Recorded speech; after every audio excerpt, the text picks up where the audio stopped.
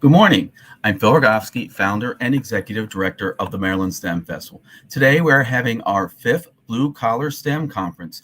You might ask, what is Blue Collar STEM? Well, Blue Collar STEM is a concept that was developed or initiated several years ago by a major supporter of the Maryland STEM Festival.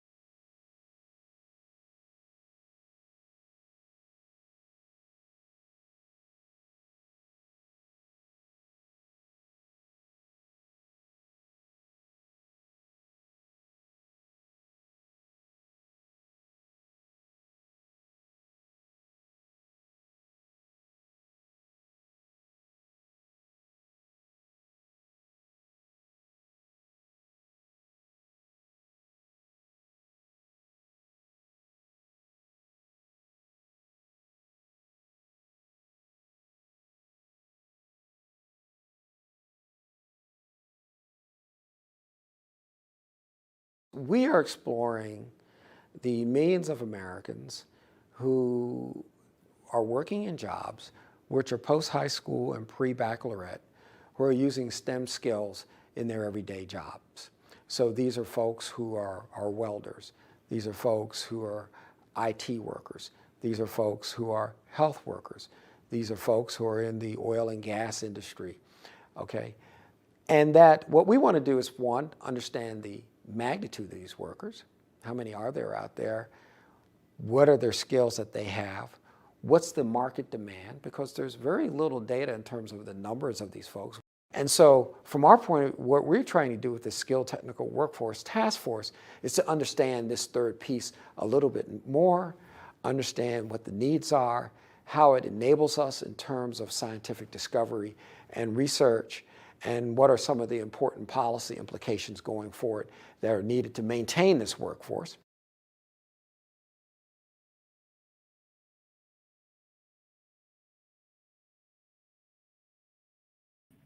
So again, the National Science Board created the Skilled Technical Workforce. The technical workforce did a variety of reviews and studies in this area, which you can find on their website.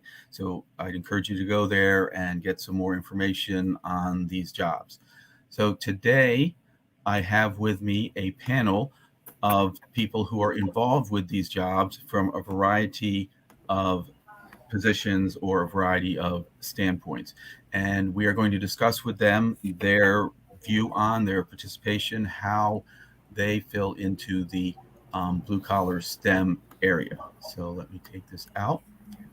And we will start with a brief, of course, by everybody introducing themselves. So I will go around and ask everybody to tell us their name, their field, and the organization they work for. I'll start with Ed.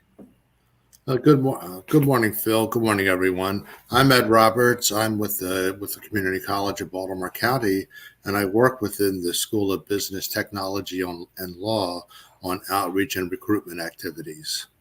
Thank you, Ed. Curtis, could you please talk about, please tell us your name and your organization and what area you work in. You're on mute, Curtis. You got to take yourself off mute. That's always, don't know whether your team's here or whatever, you're always muting. Right. I work for CRB. We're an engineering firm that designs and builds some of the most powerful facilities in the world. I guess the best way to look at it is everybody's seen the vials on TV of vaccine, COVID vaccine. That's what we design. We design the facilities that build those. We work from the scientists through the field with the contractors building the facilities. So we're directly involved with everybody putting this together. Great, thank you. Carolyn, why don't you go next, please? Hi, I'm Caroline Capo. I am a project manager at Whiting Turner, and we are a general contractor, construction manager. We're based in Baltimore and have offices all over the country, including DC, Northern Virginia, and all throughout Maryland. We build all kinds of different projects, retail projects, science and technology. We work at Disney World. We do stadiums, and we work with our trade partners to construct these facilities. What have you built at Disney World? We built the new Star Wars rides. Oh, very cool. Very cool. Need to get down there and check them out. Have you seen them yet? Not yet. All right. Thank you very much. Anne, can you please introduce yourself? Great. I'm Anne Trinifrock. I'm with W. Bowers. We're a mechanical contractor in the DC, Maryland, Virginia area. So we install the HVAC, the plumbing, the sheet metal systems. We're a union contractor, so our workforce is solely comprised of union employees. I myself is a project manager, so there's 2 tracks that you can get involved in. We do a lot of large commercial projects in the area, a lot of data center work. I'm excited to be here. Thanks for hosting, Phil. You're very welcome. And Anne has a little video she wants me to show, and I'll show that right now. Sure. This is about the apprenticeship program and some of the skilled workforce and their learning that they go through. And here it is. All right. Why is it not showing?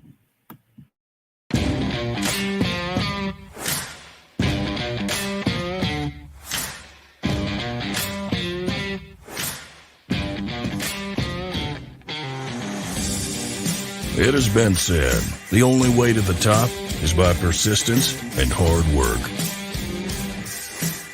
The Mechanical Contractors Association of Metropolitan Washington is dedicated to this credo and to the men and women who live it. Everything we do is focused on our members' success.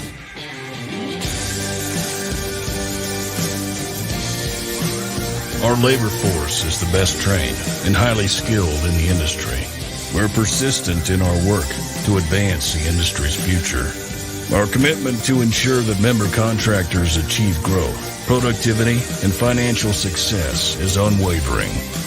We help our member contractors remain on the cutting edge through innovative safety and technology programs, high-quality training, and exposure to industry experts. We believe that by example, our industry leaders provide a positive mentoring path for apprentices, journeymen, and young leaders to follow as we embark on the next proud generation of mechanical contractors. The Mechanical Contractors Association of Metropolitan Washington, a proud heritage of professionalism. Thank you, Anne. That was a great video. And next, I'm going to ask Jamie to introduce himself. Thanks, Phil. Good morning, everybody. My name is Jamie Alvarez. I'm the chair of the CCBC Engineering Department. My personal background is actually in geospatial technologies. So I've studied and worked in the industry of geographic information systems for about the last 25 years. So if you're not familiar with what GIS is, computer mapping, geographic analysis, satellite imagery, what we call remote sensing, and GPS data collection, those types of technologies. So teach introductory course at this point, but also run the engineering department at CCBC. And so that is comprised of many smaller programs that are career and technology focused. We do have a traditional transfer pattern in engineering for those students that are going to become engineers and go on to four-year schools. But we also have a lot of career technical programs that lead to a two-year degree or a certificate, or even through continuing education to put folks to work. So that really fits in nicely with the blue collar theme for the conference. So we have programs in computer-aided design, construction management, manufacturing, engineering technology, geospatial, which is my background, surveying, and HVAC. So it's a variety of hands-on types of technologies that fall within my department. Thank you, Jamie. Yep, thanks. And I would, hold on one second. Good morning, Rob. Can you please introduce yourself? Good morning. I'm Robert Choicer. and I own an auto repair facility in Davidsonville, Maryland. A little bit about my background. I started out right after high school in the dealership world, and after about 20 years of that, I stepped out in 2006 and started my own auto repair facility in the independent world. And there are different sides of the industry. But the most interesting thing is it doesn't take a lot to get started in the automotive industry, but it takes an enormous amount to stay committed to it and to grow with it, as every model year has different technologies, different approaches to those technologies depending on the manufacturer. And everyone that goes to every job drives in an automobile or rides in a bus. So it's a very needed service that we can provide to the citizens of this country. It can be very lucrative. And like I said, it doesn't take a lot to get started in it, but you do have to have the right mindset to continue your education throughout it. If you get with the right people, they will continue to mentor you and provide the training that's required to stay on top of the technology. Are you at your office or are you at home? Is that just a background? No, I'm actually in the shop. I did that intentionally, Okay. so I could show the Sure. the cleanliness and the lighting and everything that's required to do what we do. It's not a clean room. However, it's a very professional environment to provide that top level of service and training and so on and so forth. We have in-house trainers that come here. But one of the biggest challenges with this industry is that it isn't licensed like many of the other blue-collar trades. So anybody can do it, which is a blessing and a curse. So your pathway to entry can be easy. However, there's not a lot of standard to hold yourself to, so you have to be self-driven. But if you are, there's tons of opportunities for success. Okay. Thank you, Rob. A couple points were brought up during these discussions is why we stuck with the term blue collar STEM. First off, we felt it has a positive connotation. There were a couple people who thought it didn't, but we feel that the blue collar workers have been critical to the development, creation of the United States as it is today, and that we wouldn't be where we are without them. We also felt that blue collar stood for hard working, that's the critical component of blue collar. And additionally, as far as the blue collar STEM, one thing we also want to emphasize is that, yes, as Rob mentioned, continuous learning. These jobs are different and have evolved so that very few of them, or maybe none of them, you start and then that's it. You do the same thing continuously for the rest of your career. In all of these jobs, you need to have additional training because your fields are evolving and changing. So our first question is going to be, tell us about the STEM jobs in your field, your organization that fit into the blue collar description. And I'll go ahead and start again with Rob. So Rob, please talk about some of the jobs that fit in your group, in your organization. So in the automotive industry, you're dealing with hydraulics, you're dealing with electricity, you're dealing with mechanical components, you're dealing with electromechanical engineering principles on every car line. Now you're dealing with more and more computers, telematics, Bluetooth technology. So all of those are nuances of their own right, but on an automobile, they're all integrated. So we're dealing with, like I said, geometry and angles and the fasteners that hold all those things in place that have to be adjusted. We're dealing with this electronic steerings and brake systems that are tied together that are relying on those components to be accurate.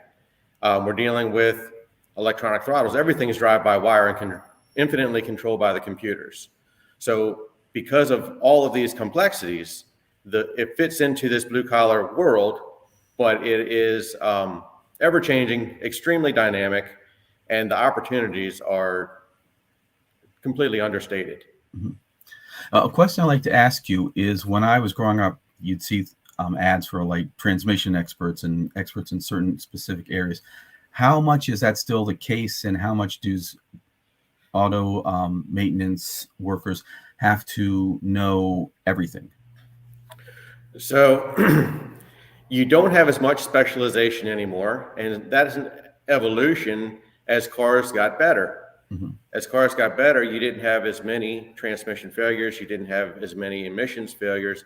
They were there, but you didn't have enough of it in any individual shop for one person to truly specialize in it. So people have become more diverse in their approach. And if you approach things on a more of a maintenance-minded, proactive system, process in the industry, then you don't have as many repairs. You still have repairs. You still have broken bolts, seized bolts, especially up in the Rust Belt, the Salt Belt. So there's, depending on your region, you have different challenges, and depending on the model years of cars and so on and so forth, you may have a group of shops or a dealership network or an independent group network that will have a specialist that will jump from shop to shop to shop to handle those challenges as they present themselves. But it's not necessarily an environment anymore where you have one specialist that's going to only do transmissions in a single location. Not that we won't get back to that, but with all the electrification, the push for electric vehicles, they're so much simpler, but they're going to still have their own issues. Electric cars are extremely heavy and they have rapid acceleration, so they go through tires and suspension. They're all going to have their own issues. And I want to make sure I'm clear. What is the term for the people who work in your shop? The term? The job title. They're auto technicians. Okay, great. All right, thank you. Yes, sir. Carolyn, can we hear about some of the jobs for Whiting Turner that fit into this blue collar STEM description? Sure. So we are, as I said before, a construction management company. So you have to understand, we're interested in managing the whole aspect of from start to finish of any construction project. So you've got things sort of on the business side that are, STEM related, accounting and scheduling, managing the budgets for, various size projects. And then you're also building all different types of projects. So you've got to understand how, HVAC and plumbing systems get installed and how they work to make sure that you're installing them correctly. Same thing for electrical systems. You also need, a lot of the work we do here in this area is related to science and technology or manufacturing and pharmaceuticals. So there's a lot of very complicated systems that go into those facilities. And you may not have to design them, but you have to understand the designs. You have to be able to read drawings and figure out the sequencing of construction and how projects go together. Great, thank you. And I think that's a perfect lead into you, Anne. You'd like to talk about your workers and how they fit into the blue collar STEM concept? Yeah, absolutely. We work with Caroline and Whiting Turner on projects and other general contractors in the area. So as she mentioned, we'll look at mechanical drawings and mechanical systems, but being the individuals that actually install that work, we're in a little more intimate in that. So you'll have a chilled water system, a domestic system, but you'll be doing the welding and the soldering on the pipes that go in. We're looking at total life cycle. So we also have commissioning technicians who are saying, okay, this system is brought up online. What's the sequence of operations that the end user is needing to look at? All of those individuals are through the union who are installing that work. We have sheet metal working on the air side, looking at design airflow, outside air intake air quality systems, obviously plumbers with your sanitary systems, and really anything that is going to bring heating or cooling into the building. That's what our company is going to be installing for a project. In order to do that, we use computer-aided software. So we have a coordination department that's taking the 2D plans from design and saying, hey, how's this all going to fit in? How are we actually going to build this building? So we build it first in CAD through a Revit system, and then we'll take that, we'll bring it to a manufacturing aspect through prefabrication in our shops. We have 6 shops in the area who are working and figuring out, hey, the big picture of the puzzle, how are we breaking that down to be most efficient in the field? And then the technicians who are actually installing it. Thank you. Curtis, can you talk about some of the jobs that are in your organization, your field, that fall into the blue collar STEM criteria? Sure. So along the lines of what W.E. Bowers does, they work with firms like us, and we work with firms like Whiting and Turner.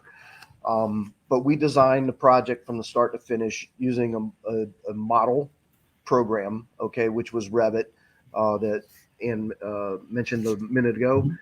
And so in our organization, we have several areas that STEM could be involved from the design side. And then we also have the construction side that match same concepts that Whiting Turner and W.E. Bowers are talking about. But on the design side, we have a BIM department, which is the CAD department, dealing with Revit, coordination with contractors on the detailed model. They do clash detection and everything on those projects so that when W.E. Bowers gets it, they can put it into their system and produce fabrication drawings from that. We also have on the construction management side of the team. So not only do we design, but our company is one solution where we design and build. And we have several opportunities there with the field management team, the construction management team, the scheduling team, and other aspects of construction in the area. We also have process engineering within side of the building too, that or within inside the office area, the design side, that will work directly with engineers on putting together the equipment, the connections to the equipment from the utilities, from what W.E. Bowers would be building to connecting up the pieces of equipment and then validating those components. So there's several opportunities there within our company that do that. Myself, I'm the senior plumbing piping designer in the office. So I'm dealing directly with construction and those aspects of the project at all times. Great, thank you.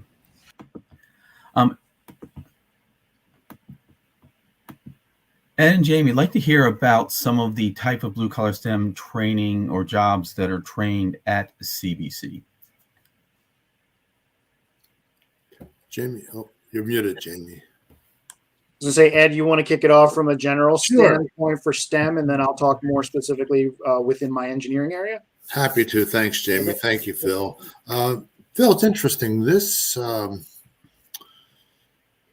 whole idea of STEM is so far-reaching now, and it's, as we've learned just in the past few minutes, how much it touches everyday lives. You have Rob with the automotive technician program, which we also teach at CCBC. We send students to Rob and companies like his prepared, ready to go with those training efforts.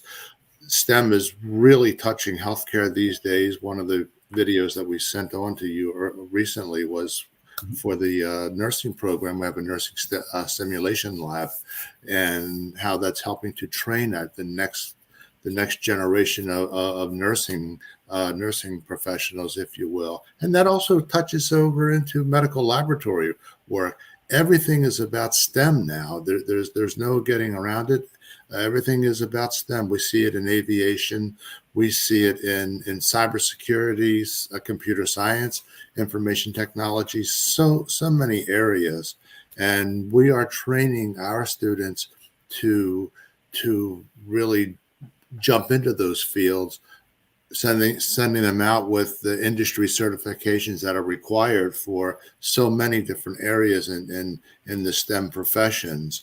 And Jamie and I are on a task force at CCBC where we're looking at developing a bricks and mortar STEM education center, because we're that keeping the fingers crossed, Jamie, because that's going to be the next wave in higher education, if you will, for training students to enter those fields. And a lot of them, at the entry level standpoint, only require a 2-year associate of applied science degree or something along those lines, or some combination of industry certifications. Jamie, you're shaking your head yes, because you are all too familiar with this. Absolutely. So, and kind of building off of what Ed said, I'm representing engineering, so the E part of, or maybe the T and E part of STEM, but we do have an excellent relationship with the School of Math and Science, where they have mostly transfer type programs to 4-year schools in, the biological and physical sciences and mathematics. But they also have other career programs like our sustainable horticulture program that is more similar to what I have to offer within engineering. In terms of the career programs, where someone could come to us for 2 years and get a 2-year degree or a certificate and get right to work. In engineering, it's funny, I always have to explain what engineering is at CCBC, because I don't see it as necessarily just your traditional engineering track to where someone goes to a 4-year school after us or goes off to some sort of other advanced degree and becomes an engineer. I have 8 different academic programs, one of which is that transfer pattern to the 4-year schools. But the other 7 are really very hands-on for the most part, what might fit into this blue collar theme, ranging from what we now call advanced industrial design and technology, which is related to manufacturing, advanced manufacturing, machining, prototyping, 3D printing, laser cutting. We have degrees and certificates available in that particular educational field. But then you also have several other areas that the other folks on the panel have mentioned. Computer-aided design. We have a construction management program. We have an engineering technology program that's broken into 5 different areas of concentration. CAD is one of those. Electromechanical, as Rob mentioned earlier, is one of those. So there's a lot of electronics. We have courses in troubleshooting mechanical systems, fluid power, which is the hydraulics and the pneumatics that Rob mentioned.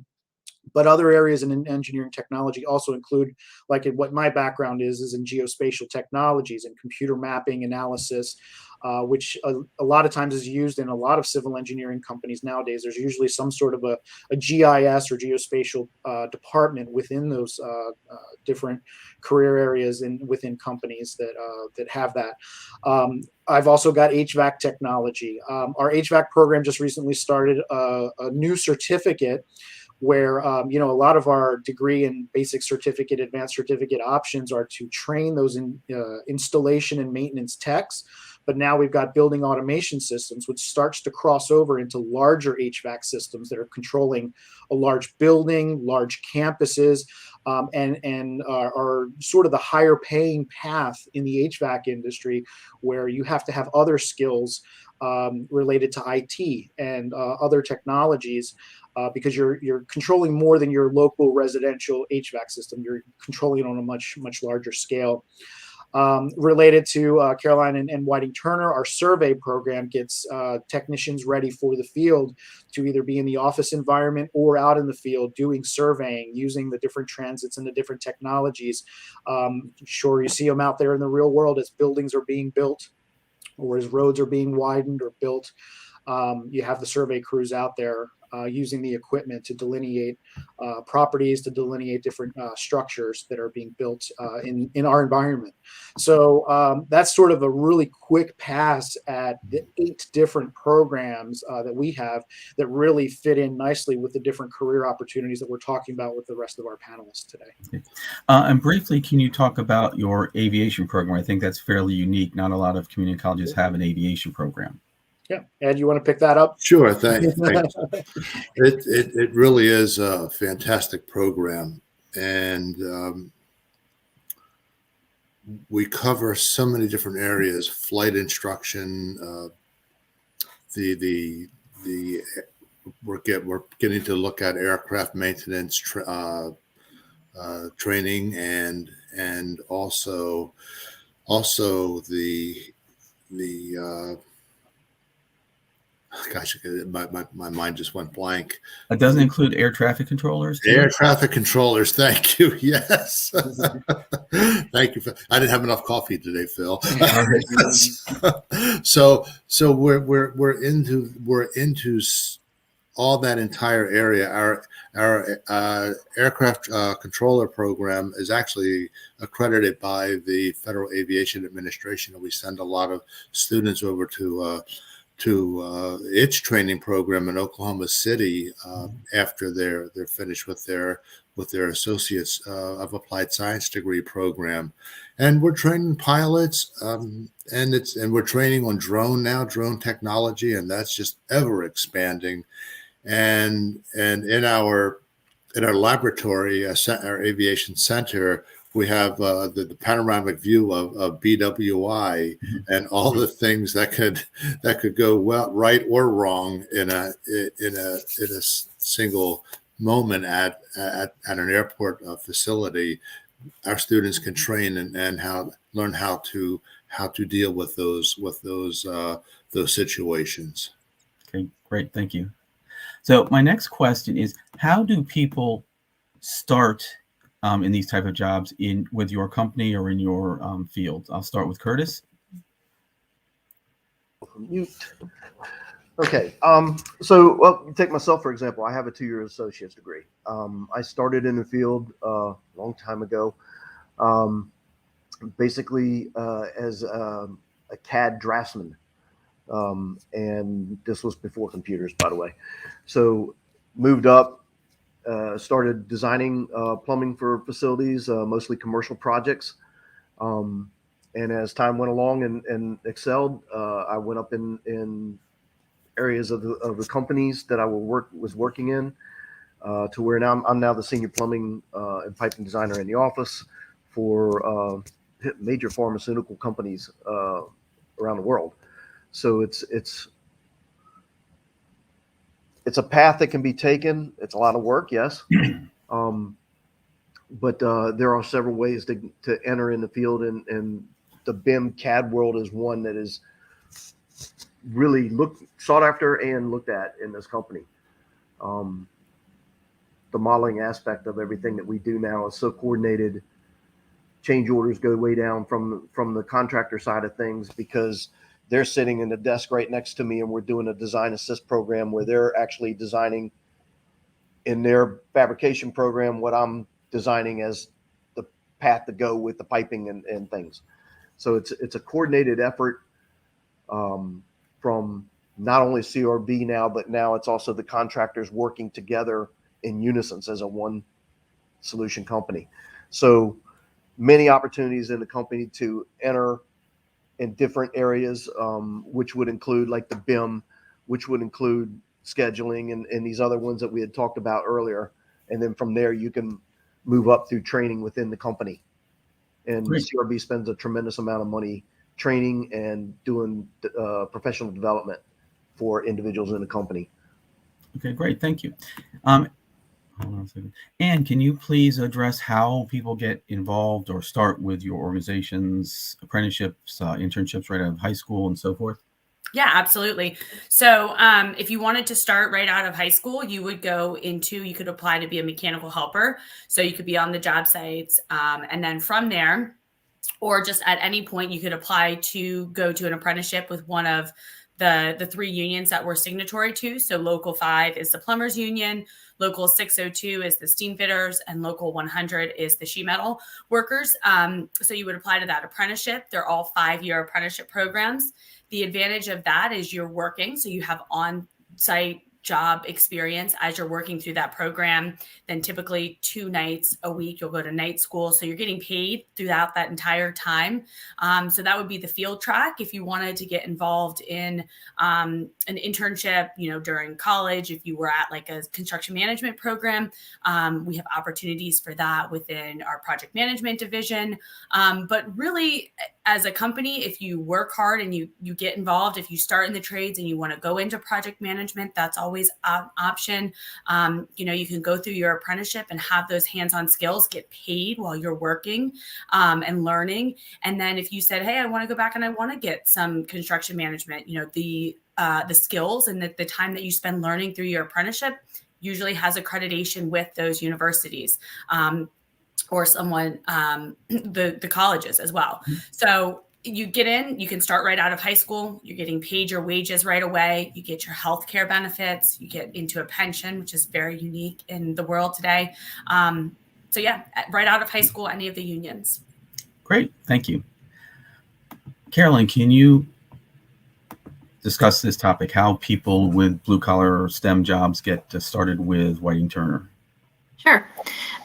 So Whiting Turner is kind of unique in that we really are trying to set ourselves up, our company up, to have people come start working with us when they're young and stay with us until they retire. That's how we feel that we're successful, and there's a lot of benefits to that. So to get started in construction management, you would need a 2-year degree in a related field. So, and then Jamie talked about a lot of those already. You would just have your 2-year degree and then come start working for us. And as I mentioned, that's where we're hiring. We're hiring young people who are ready to start working. And we want to train you within our company in our way and how we do things and how we manage things. And also want to make it a great place to work so that you do want to stay for the length of your career.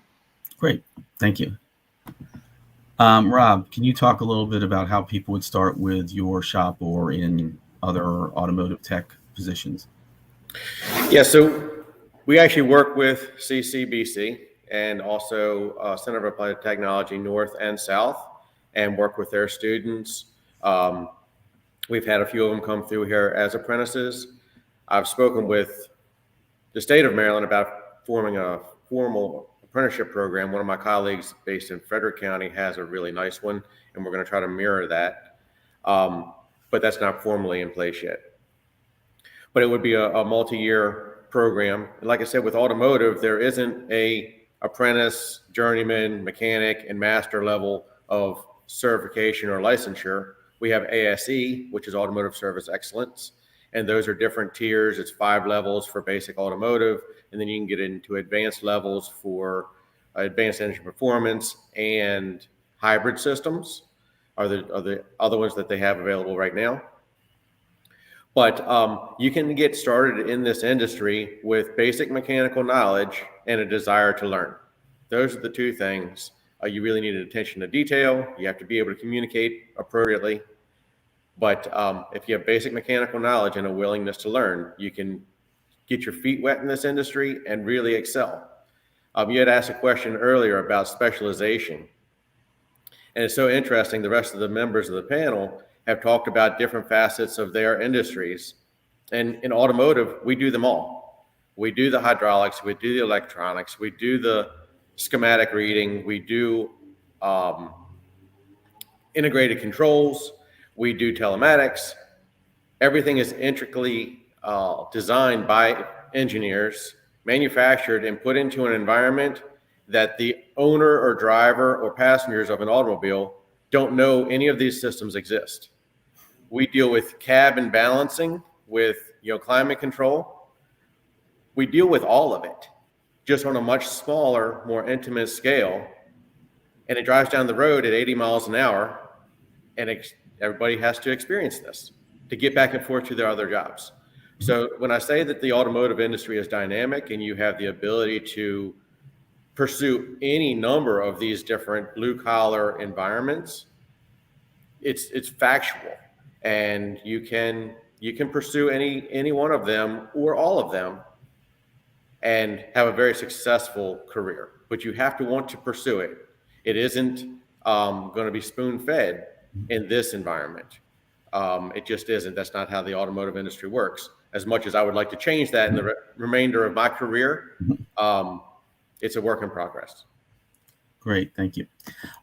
And of course, a key attraction or concern when anyone is looking at a job is the salary range. Can you talk a little bit about the starting salary range and potential for growth?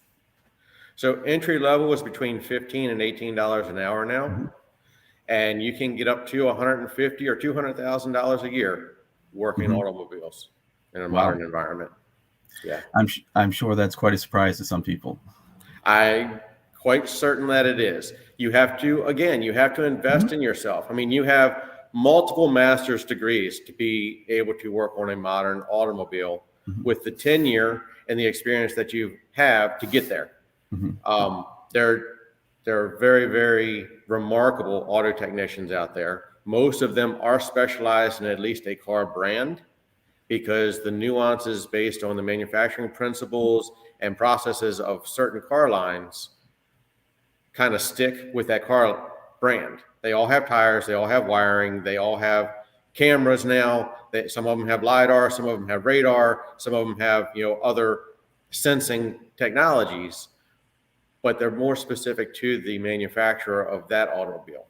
So that's where I think more specialization is going to come into play, is by car line. So Toyota, Lexus, Honda, Acura, Mini, and BMW. You're going to have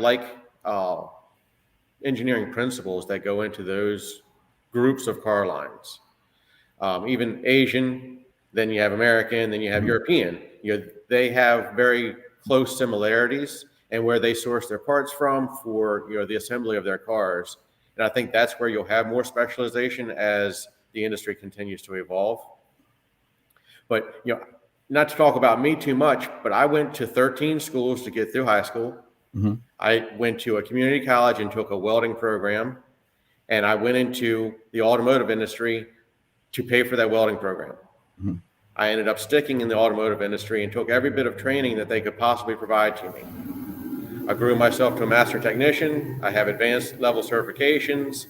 I'm a licensed locksmith. I opened a dealership as the shop foreman, and now I run my own company. Mm-hmm. Now we're learning accounting, we're learning marketing, we're learning personnel management, leadership, but all this came from 13 schools to get to graduation, mm-hmm. and now I'm a business owner. Mm-hmm.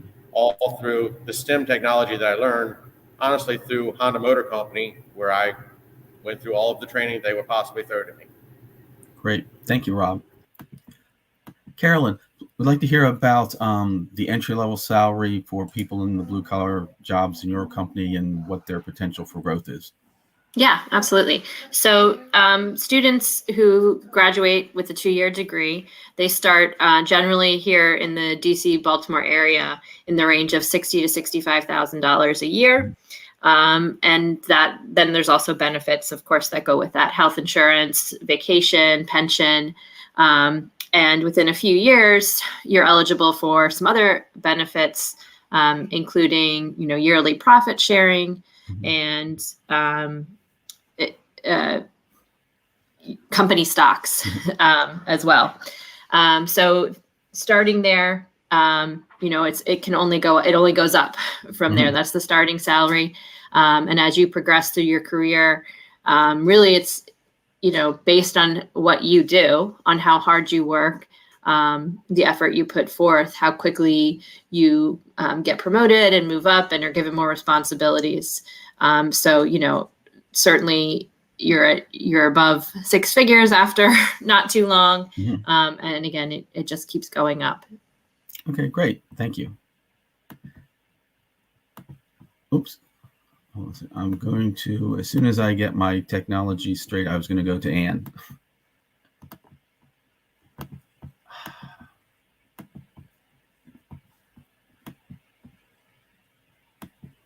There we go, Ann. Great. Sorry about that. No worries. So speaking specifically with the apprenticeship program that I talked about earlier, it's a 5-year apprenticeship. So once you start, you're making 45% of your base salary, your wages. So that averages out about $43,000 a year. And that's your first year in the program. So it could be potentially right out of high school. Mm-hmm. You have your benefits, such as your medical, once you have a certain number of hours. And then once you complete your apprenticeship program, you're looking at a salary of around $95,000 a year, and that's wages. So when you add in your medical, your pension, once you complete that 5-year program, you're almost up at like $140,000 package for your wages and your benefits. And that's just working 40 hours a week. A lot of projects where you have an accelerated schedule. If you're working overtime, if you're dedicated, you're going to be making easily to that mid $150,000 to $200,000 you could be making, depending upon the hours. And once you get into a supervisory role, if you're making over scale and things like that. Great. Thank you very much. All right, Curtis, can you talk about starting wages in your company, starting salary, and where potential leads to? Sure. So most of our starting entry level positions in the CAD world, in the plumbing world, probably be in around the 55K a year, and then you can move up from there to running over six figures. So it is based upon your workload, based upon your knowledge of the program within the company, your training as you move on. And again, as I said earlier, we provide all the training here in the company to help you out with those aspects of it. There are full benefits with health insurance, 401k, and paid time off and so forth here in the company. And that's really about as deep as I get into it here in this office, Sure. on the salary end of things. So, Okay. I'd like each of you to talk a little bit about the work environment and job satisfaction of the people at your company in these jobs. And I'll start with you, Curtis. yeah. So one of the reasons I joined CRB basically was for the culture. We have a great working environment here in this company. I've been in the business a little over 40 years, actually closer to 45 now, but it's very employee oriented. So a lot of the stuff that they do in the company outside of our regular jobs deal with team building, deal with just general get-togethers for fun. Nothing extravagant. They have a lot of things within the company itself that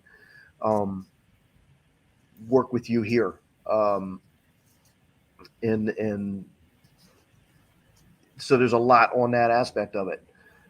The work side of it, though, coming back in is in this office, everything is different every day, right? So you don't become a cookie cutter type operation. Everything that we deal with, I think when I started here, the way they put it was everything you deal with can change lives. You think about it on an aspect of that every day, because the designs you put together and work with directly relate to how we get vaccines, how we get medicines, how we get food, because we do food industries as well. But in the pharma world, we're dealing with injections, so that's going into your body. And if the designs aren't there, that could be really bad. So there's some, those kind of things in the job keep you focused and keep you into, I guess, into the excitement of it every day. For me, at least it is for me. I find that as far as, and it's for that everybody that works with me, I can see that in their eyes. It's like, wow, this is good. So that's about what I can offer on that end of things. Okay. Great. Thank you very much. Anne, can you talk a little bit about job satisfaction and work environment in your organization?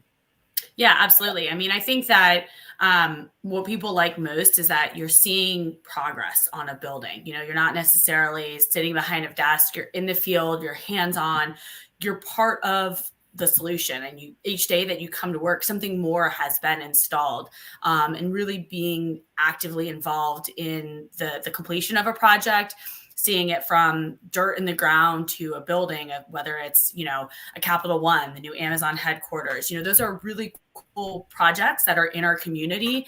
And I think that gives great job satisfaction to see that progress and to be giving and contributing to the community. Great. Carolyn, can you talk about similar job satisfaction, work environment? Yeah, well, I think Anne nailed it. Okay. Being able to be in the field is awesome, really. You get to see the buildings or projects from start to finish, and feel some pride and some, sense of accomplishment in seeing what you've created or helped to create. And Curtis also said that every day is different, and that's certainly true of construction. It's never boring. Each day is different, but then you finish one project and you move on to the next, and each project is different from the one before.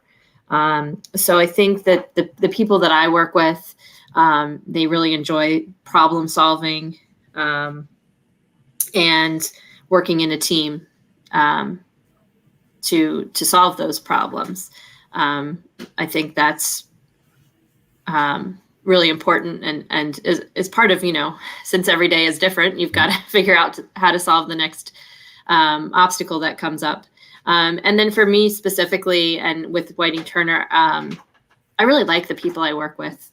We're set up in a way where we do want you to come work for us for your whole career. So you really get to know the people that you work with, and you're all working towards the same goal. So I think, all of those things combined make these fields great. Excellent. Thank you. Robin, you touched about this a little bit with your picture. Talk a little bit about the job satisfaction, the work environment for auto technicians. So one of the things that has resonated through the people that I've trained and the people that certainly that are on our team is that it's constant problem solving. There's instant gratification because we try to turn all of our problems within 24 hours. So it's rapid repairing of whatever challenge you're faced with. And then there's a relational component to it because our whole goal is to keep people in their vehicle for a long period of time with confidence. Foundationally in the company that I've run is that we believe people lose too much money in their cars. So we try to educate people about the functionality of their car so they don't prematurely lose money, waste money, create environmental hazards or impacts that are negative. So you have a emotional side of it, then you have a mechanical side of it. There's an instant gratification of repairing things every 24 hours or even multiple times in a day. But then the one interesting thing that a lot of people take for granted is there's 5-6 people on this panel. If they all drove the exact same car, they all bought it at the exact same time, they brought it in here with 60,000 miles on it, each one of those automobiles would be in a completely different state of repair because we all drive them in different areas and we all drive them slightly differently. Mm-hmm. So it doesn't matter if you have 5 2013 cars that come in the same day. Each one of those is a different challenge that you have to figure out where it is, what's it supposed to be, how do we get there, and how fast can we do it? Right. And that dynamic allows people to stay really engaged and feel fulfillment in every day of their work. Great. My final question for the panel is discuss the challenge you're having attracting workers and the outlook for workers in your field.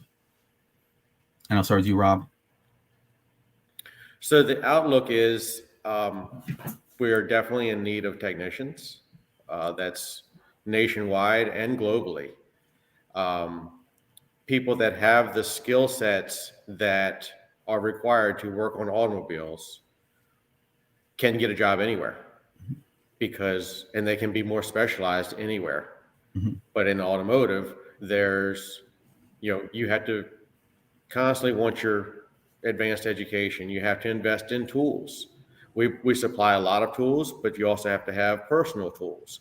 Some companies have taken to do that, some don't, but that's a big barrier to entry. It's almost like getting a college degree, but it's in a tangible product that you hold in your hand and to do your job every day. There's different approaches to that are evolving in the industry, but there aren't enough people that are pursuing it because they don't realize how lucrative it can be, how rewarding it can be, and how much it impacts society. We all take our automobiles for granted. Everybody. You don't check the oil like you used to. You don't check the tire pressure like you used to. So we put in new sensors that monitor these systems. But all those systems need somebody to know how they work and how to repair them when they're bad. So the average driver doesn't realize and completely takes for granted the complexity and the necessity of their automobile. Great, thank you. And I'm one of those people, I only check the air pressure when the light goes on. So yeah. Thank you, Rob.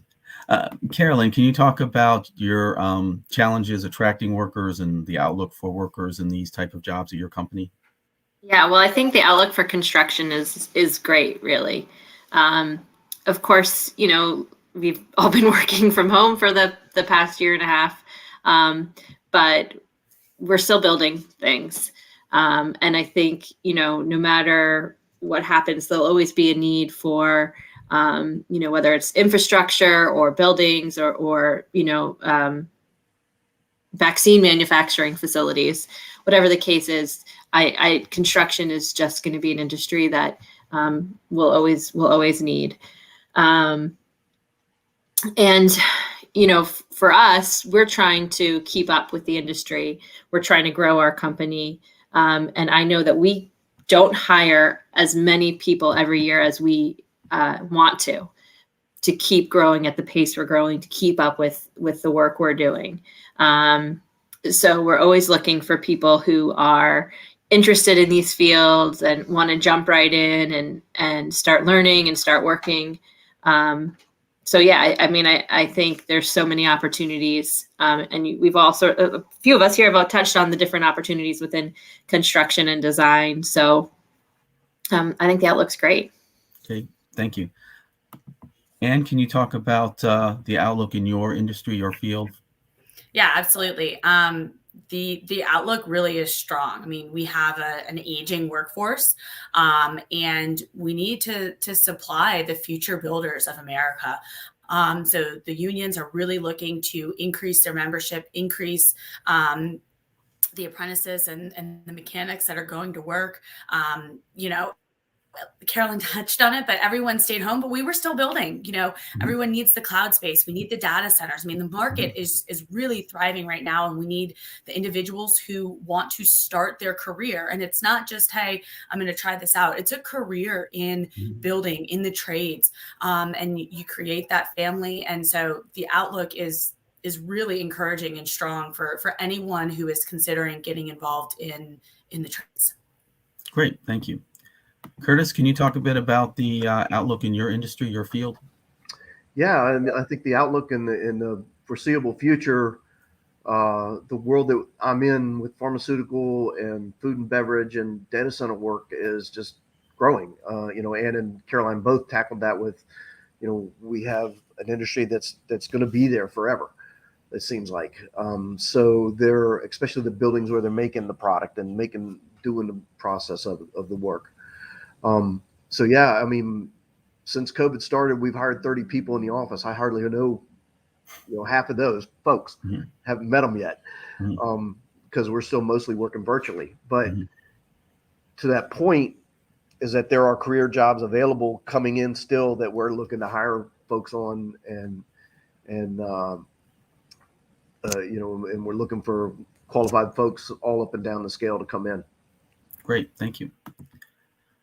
Jamie and Ed, can you talk a little bit about how the people who are graduating from the program are finding employment? Sure.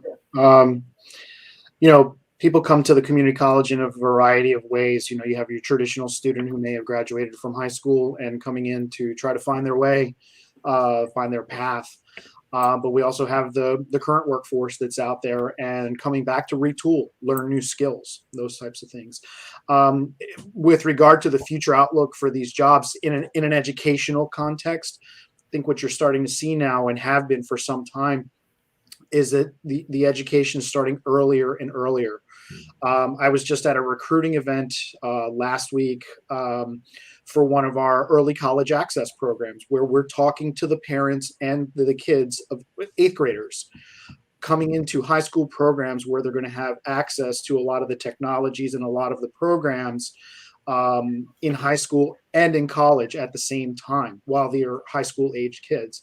So in terms of the jobs and the careers that our panelists were talking about, folks are learning about them much earlier.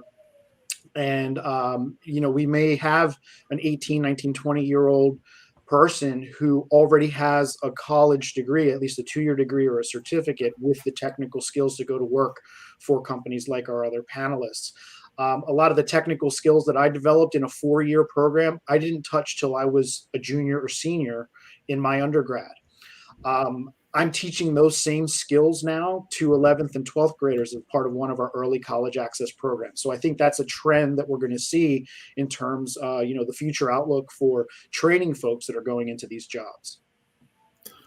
And Phil, one of the things I've been doing over the past 4 or 5 years in my role with the colleges, I've been involved with, of course, now with you, with the Maryland STEM Festival and the activities that you're providing, and also working closely with the Fort Meade Alliance, BWI Business Partnership, and the Cybersecurity Association of Maryland, just to look at ways that we can help really fill what we're hearing are the 20,000 job vacancies in Maryland in STEM as well as in cybersecurity and information technology.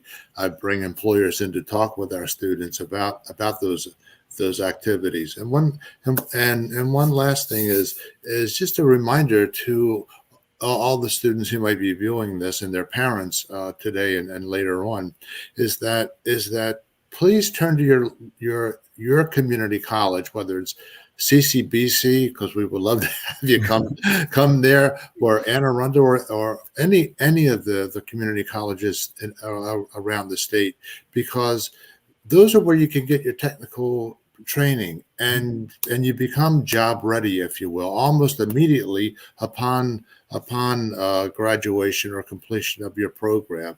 Those are the skills that are needed right now. And get your 2-year degree, get that first job, and then if your employer allows, work with your employer to get your bachelor's degree and to go further. Sure. I actually did get a great question from the audience I'd like everybody to talk about. In your opinion, what is the greatest challenge facing older workers who may be changing careers and interests in these fields? And I'll start with you two. How are you seeing older workers? I hate to use that term, but no, it's people who may not be fresh out of school entering your program and succeeding and getting into the job force in these 8 fields. Yeah, Jamie, let me take the first crack at that, if you don't mind, because I do get that question. I mean, I'm an older worker, obviously, and proud of it. And I provide encouragement. I let them know that, and there may still be pockets of that kind of discrimination still going on. But I'm telling you, I tell the older student, by and large, that a lot of employers want that skill that you have, that intangible skill of being able to relate, be willing to learn new technologies, new techniques. And we see that a lot, of course, in our technical fields, and whether engineering technology or cybersecurity, information technology. Those skills are needed, and we've got a couple of really good stories that we can share of the older worker coming in, getting retrained, and getting hired. Great, thank you. And that challenge might be that older worker sort of that mentality of it being challenging for them, because it's a technology, it's something that they've never touched before. I think one of the advantages that the quote unquote older worker has is the experience that the 17, 18-year-old student doesn't, and they're retooling. They've learned a lot of things along the way in their career, and they know stuff that someone who's just coming into the field may not know. And now it is a challenge to take on some new technology. But I've, being more in the middle of the workforce right now myself, I teach both, or have taught in the past, the working professional who's coming back to school. And now I'm teaching, again, those 11th and 12th graders. Both have told me, on both ends of the spectrum, I'm not really good with computers. Well, you know what? That's part of the learning process. And then when you get more comfortable with it, then you can really start to focus in on the technology, specific technology that I might be here to teach you. In that case, mine being a geographic information system, but it could just as well be someone learning CAD for the first time, whether they're a high school senior or someone who's coming back to start learning CAD, because it's going to help them advance in their job. Great, thank you. Curtis, can you please talk about this topic? I think from from the engineering side and construction side, I think both the folks with CCBC have hit it on the head that there's a lot of retraining. There's also a lot of expertise that's kind of associated with I'm gonna call it gray hair because I'm in that point now. Let's just say slightly senior individuals. Yeah, okay, slightly senior. But I mean, myself, I've had to go back and do training. I had to bring myself back up and stuff because this company is far more advanced than some of the other firms that I've worked with. So, but again, that was provided to me and brought up in the skills. So, I think from a challenge from the older individuals, I think it's just as challenging for them as I would think for the young folks is to advance themselves. And when you have the opportunity, stop learning and you're going to be in trouble, and that's the thing you want to keep going with. Okay. So, thank you. And can you talk about the opportunities or the availability or the interest for someone who might be wanting to change a career and go into your field? Yeah, absolutely. I mean, with regard to the question, what's the greatest challenge? I think it's just getting started, that your perception that you might be behind, it's not the case. The industry needs hardworking individuals. And so if you want to make that career shift and you want to get involved and see what you want to be when you grow up, I think it's just getting started. Take the first step, apply, the experience with whatever your prior career was is going to serve you well. So if you're interested, I think really the greatest challenge is taking the first step. Okay, thank you.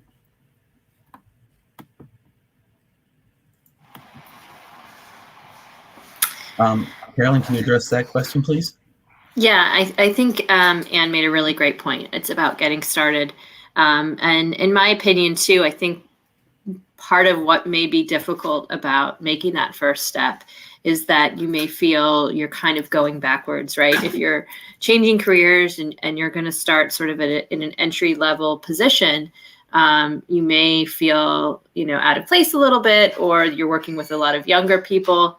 And I hope that it doesn't feel like you're going backwards, because I think, as everyone has said, that experience that you have from whatever your previous career is, even if you start somewhere in a more entry level position with that, after that change, that experience is going to help you really move forward quickly, I think.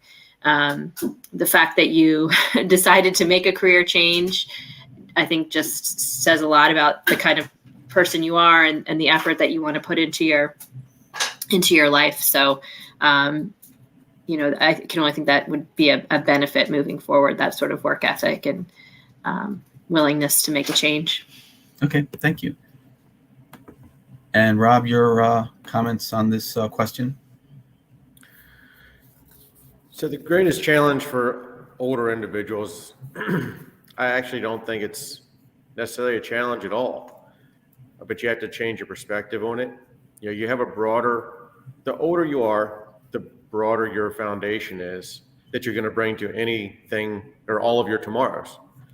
So you can focus in on anything when you have a really stable foundation or solid foundation. So if you have 40 years of industry or working experience, you've interacted with a lot of different people and you understand more about how people work, and then you can bring that to whatever specialization you choose to pursue at whatever age you change. Great, thank you. So we obviously did not touch on all of the areas that fall into this blue collar STEM field or description. We couldn't cover all of them in an hour. We can't cover all of them in a couple of days. One I do want to mention before we leave is the field of manufacturing. Manufacturing is, again, a much overlooked blue collar STEM job. People have misconceptions based on history of it being dirty, grungy, low paying, but the manufacturing field is a field that has a lot of opportunities and a lot of things going for it. And MPTV just produced a short program on it, and I want to show you a preview and hopefully encourage you From new age technology to cutting edge precision, host Andrew Michaels shows us the sky's the limit for the state's nearly 4,000 manufacturers. It's a matter of making it practical for real-world, everyday applications. We think that would be a game changer for aviation. You'll meet entrepreneurs hungry for social change and those enjoying the sweet sound of success. Whether it's custom-made or mass-produced, you'll find it right here on Made in Maryland. So again, manufacturing is another field of blue-collar STEM jobs that people should consider. We've talked today about heavily in construction and the auto industry, but there are many other fields to consider. We hope that the people watching today will consider these fields, will share this video with others who could benefit from this knowledge. Again, these are outstanding jobs that need to be filled to keep our economy and our country and particularly our state strong. So I want to thank all of our panelists today. Again, this will be going up shortly, and I really appreciate you taking an hour of your Saturday to be a part of this and be part of the STEM Festival, and look forward to working with you and talking to you soon. Have a great day. Our pleasure. Thanks so much, Phil. Thanks, Phil. Thank you. All right, bye-bye.